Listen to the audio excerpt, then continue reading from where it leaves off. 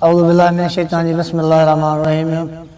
अस्सलामु अलैकुम प्यारा दोस्तों, जीअं त मां आवाज़ ॼातल सुञातल फ़क़ीर मारूफ़ सोलंकी वरी हिकु दफ़ो ॿीहर वताए फ़क़ीर जे मन मोहींदड़ ॻाल्हियुनि सां ऐं तर्जुमनि सां सुठियूं सुठियूं आखाणियुनि कहाणियुनि ॻाल्हियुनि सां नसीहतुनि सां वरी हाज़िर थियो आहियां।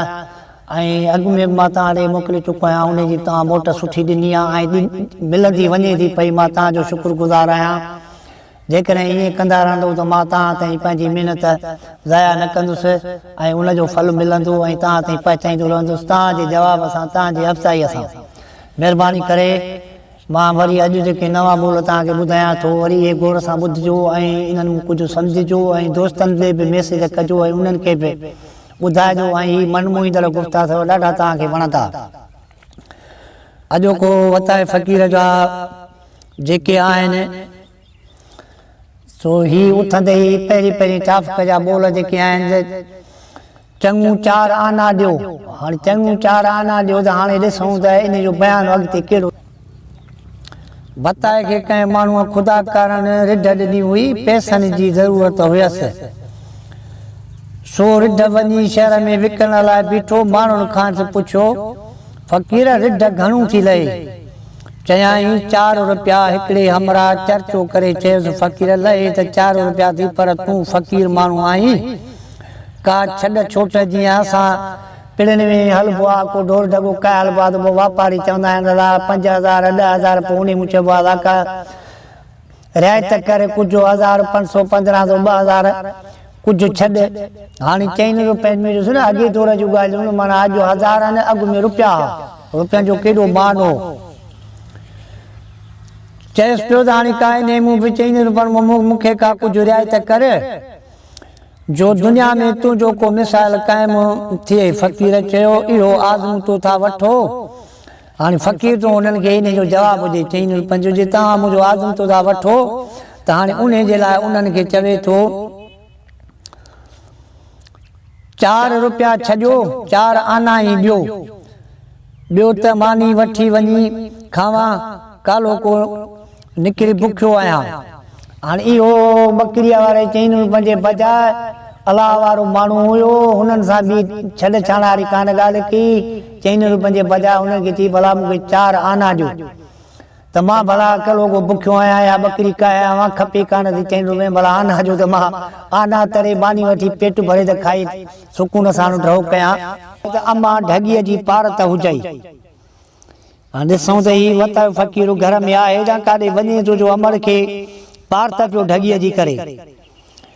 वतायो हफ़्ते ॾेढ लाइ मुसाफ़िरीअ ते थिए वियो। वटसि हिकु ढॻी हुई, माउ खे पारत कंदे चयाईं त अमर ढॻीअ जी पारत अथई। त हाणे ॿार कंहिं कमकार सां केॾे बि निकिरी वियो, इन जे करे अमर खे चए पियो मां ढॻीअ जी पारत अथई। ॾाढी चोराकारी आहे। मानस कुझु ॾींहं त जागी पे ढॻीअ जी संभाल कंदी हुई। 2 ॾींहंनि जे ओजागे अची बेज़ार कयोसि। सो हिकु राति रब पाक खे पारत करे सुम्ही रही।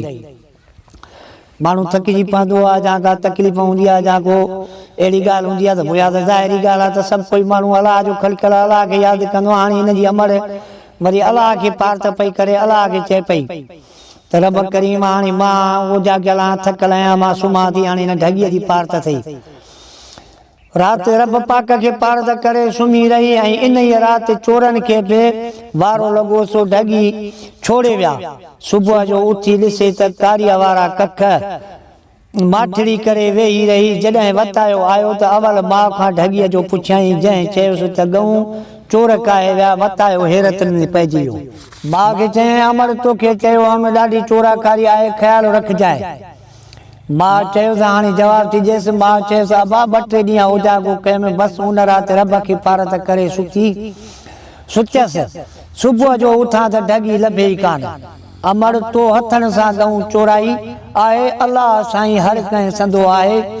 तो वांगुरु चोर बि खेसि मिंथ करे निकिता हूंदा। जीअं तूं पई अलाह खे माउ खे पियो चई त हाणे जीअं तूं पई अलाह खे ॿाॾाई त मुंहिंजे ढॻीअ जी पारत अथई। चोरनि बि ईअं अलाह खे मृत्यु कयूं थियूं चोरीअ राति।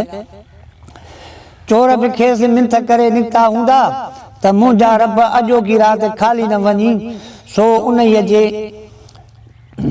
ॿुधंदी तुंहिंजी अणॿुधी करे छॾियईं। माना चोरनि जी जेको आहे सो रब पाक ॿुधी त असां ख़ाली न मोटऊं। वताए फ़क़ीर जी माउ जेका दुआ घुरी त उन जी ॿुधी रब पाक चएसि थो त अणॿुधी करे छॾी। चोरनि जी ॿुधई धगी आहे वरी वताए फ़क़ीर जी ईंदी। हाणे वरी ही बि आहे गाबे जे बारे में अदा गाबो रहायो पिया वञो, इन जो ॿोल आहे इहो मोहर में। हाणे ही बि चोरनि जे बारे में आहे, ॾिसूं त ही छा थो लिखे। हिकु राति वतायो ऐं संदसि माउ गहरीअ निंड में सुतल हुआ। वताए जे घर अची चोर पाता ऐं संदसि कुल मिल्कियत ताज़ी वियायल गऊं काहे पंधु पिया। गाबो जेको वताए जे माउ पंहिंजे खट भर में ॿधी छॾींदी हुई त मथां छोड़ाए दाई न वञे। ऐं तंहिं जॾहिं माउ खे मौजूद न ॾिठो त खणी आसमान मथे खयाई वतायो ऐं मानस गाबे जी रबुनि ते सुजाॻ थी जो ॾिसनि त गऊं आहे ई कोन।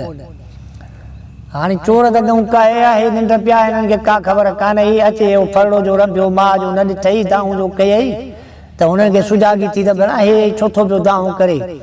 उथनि ॾिसनि मथे त गऊं आहे कोन। चोर काया वताए उथी सिधो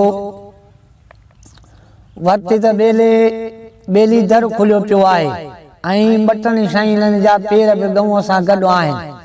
सो सम्झी वियो त गऊं छाई छोड़े विया ऐं इहा बि पक थियसि त गाबो जो रंभे पियो सो पक अञा वेझो हूंदा। सो चयाईं सवा गऊं अकेली काए विया आहिनि, उहा बि का सोली कान वई हूंदी, बसि उहे बि घपीअ में गुथल हूंदा।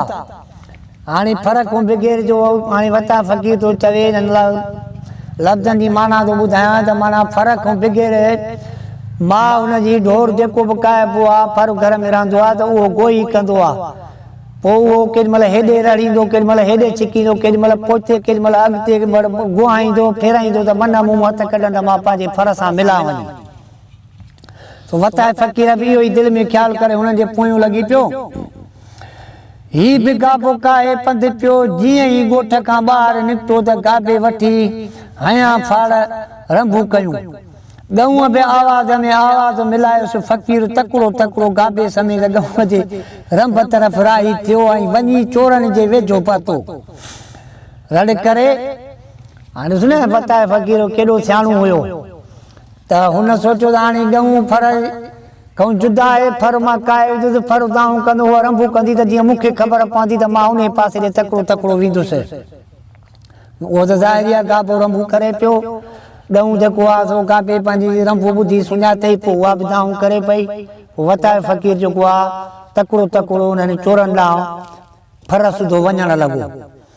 रड़ करे उन्हनि खे चवणु लॻो अदा गऊं भल काए वञो, पर ही गाबो त न रहायो वञो, न त न ही असांखे सुख सुमणु न ॾींदो। वरी इहा गऊं अव्हां सां सोली सिधी कान हलंदी। अम्मा भली गऊं लाइ रड़ी अव्हां आराम सां हिन गाबे समेत गऊं काए वञो। चोरनि खे दरवेश ते कहल आई सो शर्मिंदगी महसूस कंदे गऊं मां खणी हथ कजनि। फ़क़ीर गऊं ऐं गाबो काए अची घर पहुतो। इहो हुनजो अटकल ऐं दिमाग़ फ़क़ीर जो जेको पंहिंजी गऊं चोरनि खां कीअं छॾाई। गाबो काए अटकल करे ॿाहिरि उनखे रड़ियूं कराई। गाबे जूं दाऊं गऊं ॿुधे पई त उहा उनजे आवाज़ सां वञी चोरनि खे पातो। चोरनि खे बि आयो फ़क़ीर जे ॻाल्हियुनि ते। पोइ नेठि गऊं खणी हथ कजनि। गऊं गाबे सूजी काए अची घर पातो। कल्ह ताईं ख़ुशि वेठा।